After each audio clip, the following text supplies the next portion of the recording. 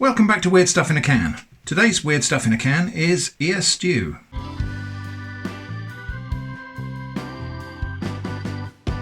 So yeah, not kidding, this is Oreja Guisada. This is pig's ear casserole. Guisada is kind of stew, or in English casserole, so it's been slow cooked. This is made from pig's ears. I picked this up on a recent trip to Spain, along with a bunch of other cans actually. Do you know what, I'm really jealous of Spanish supermarkets. Range and variety of stuff they have there. So masses and masses of different varieties of tomatoes, for example. Huge fish counters that are really, really interesting. And obviously canned foods that we don't have here in England. Obviously we have things in England that they don't have in Spain, but sometimes they do. So how about a quick preview of some of the other things that I bought, which will be coming up on future episodes of Weird Stuff in a Can. We've got pickled partridge, got rabo de toro, bull's tail, oxtail, manos de cerdo, so pig's hands, so pig's trotters basically, carrilleras al vino, which is pig's cheeks in wine. I think I've had that as a tapas one time and it was really good, so don't know if it'll be quite as good out of a can. And also pickled quails. Pickled quails. I imagine that will be somewhat similar to pickled partridge, but you know, I guess we'll see. So those things are going to be coming soon. But for now, this is ear casserole. Let's open it up and have a look. It is a pull tab can, but as is my tradition, I will open it with a can opener. Some people ask me, why do you hate pull tabs? Just want to invite you to wonder whether it's maybe that I actually just love can openers. Okay, well, there's kind of aspic type jelly there, quite firm. It smells really good. It smells, obviously, it's got that kind of canned pork smell to it, but actually it smells really savoury. Oh, we didn't do the ingredients, did we?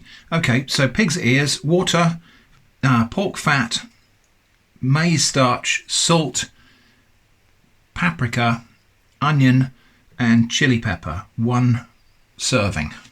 So this is 1 serving of pig's ears. Well, and it's not meant to be eaten straight out of the can like this, obviously, but you know me, I'm going to try a little bit cold straight out of the can, and then we will prepare it as it's kind of meant to be eaten. Okay, and there's a piece. So quite resilient, just kind of fatty, bouncy pigskin. I've had pig's ears before in a Chinese restaurant, but they were shredded up into really thin ribbons and then fried. Tasty, but the texture was kind of like rubber bands. I wonder if this will be any different. Anyway, time for a taste. Very fatty. A little bit spicy, that's nice. Flavour's good. Really meaty flavour. Texture is a bit weird for me, but, you know, don't normally eat pig's ears. There's a different piece. Quite soft. Texture, I would say, is kind of similar to squid, but not quite as rubbery. Anyway, I'm not just going to sit here and eat a cold can of pig's ears. What am I doing with my life? Serving instructions are, the traditional one is just open the can, tip the contents into a pan, and warm over a gentle heat. So that's what we'll do. But I think I'm going to serve this with a potato dish that I have enjoyed in Spain before. Papas a la pobre. Poor man's potatoes, but it's not just potatoes. So just got to chop up. I've got a sweet red pepper. I think we'll have about half of that. That will just go into strips, I think. And I've got these green peppers. Now these are Turkish peppers, but I've had things a lot like them in Spain before. These are kind of halfway between just a bell pepper and a chili pepper. So they have got a little bit of fire to them, but they're not overpowering. They're milder, I would say, than a jalapeno, but they have got a little bit of heat to them, which is just what I want today. I think I'll leave the seeds and pith in on those just for that extra flavour. So before anything else, those peppers are just going to go in the pan here with a little bit of oil. I'm just going to soften them.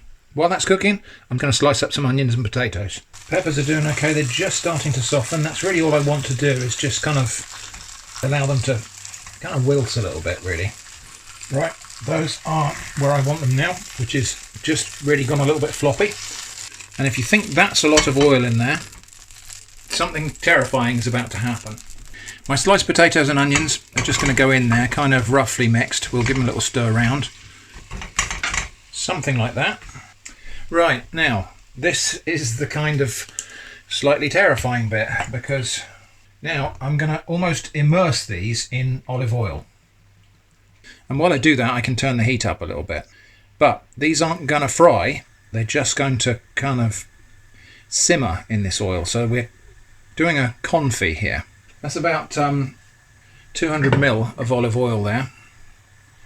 But I'm not going to be eating all of this olive oil, at least not in one sitting, not in this sitting. So don't worry about that for now. Just need to now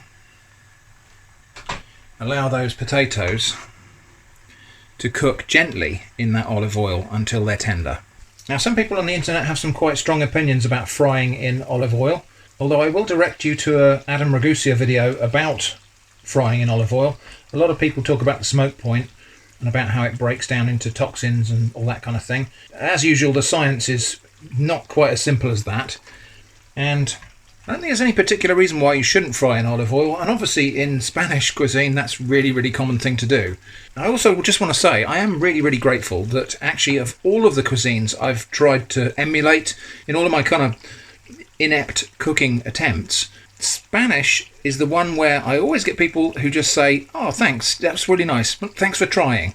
I think it's probably fairly likely that I have done something wrong, but I don't think I've ever had a Spanish person tell me, "Oh, you did it wrong." So the aroma coming off of this is really, really nice. So this is just potatoes cooking in olive oil with onions, and probably there's some aromatics in there from the peppers which were cooked in the pan beforehand. Anyway, camera off, I think, until these potatoes are cooked. So I got so carried away with cooking potatoes there, I almost forgot this video is about this Spanish pig's ear casserole, pig's ear stew. So we'll get that ready to go as well, so we can have a better look at it. Yeah, it's very, very jellified, but that's, you know, that's the stock that's come out of the cooked pig's ears. When that's warmed, that will turn into a delicious, sticky sort of gravy. But for now, it's a very wobbly jelly. These potatoes are very close to done now. You can just see when I put a knife on there, it just sinks straight in. So we need to drain that oil off. And I think the way I will do that is with a turkey baster, because I don't want to eat all this olive oil. Now this won't be thrown away because it's not been heated up really, really hot. So this olive oil will be good for cooking other things. I'm not sure if that's why this is poor man's potatoes, basically that you get to reuse the oil. Obviously that will have a bit of an onion flavour to it now, but I don't think that's necessarily a bad thing. So most of that oil we've drained off. Obviously a little bit will still be remaining in there. They look a little bit pale. I'm going to finish these under the grill, but back on the heat for just a moment.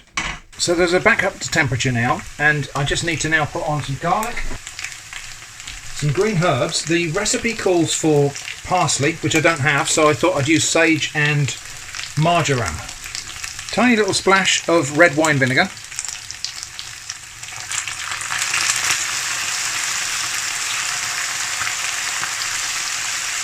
A little bit of salt. Right, and then those go under the grill just to brown off the top. Meanwhile, as directed, over a gentle heat, I'm just going to warm through this pig's ear casserole. You can see that jelly's already starting to melt in there. It doesn't look too pretty, does it? Okay, potatoes are nearly done, I think, and this is warmed nearly through. Just a couple more minutes. This is quite a lot thinner than I thought it would be, actually. I thought that might thicken up to more like a gravy, but it's more like a soup. Anyway, let's get this all to the table, give it a taste.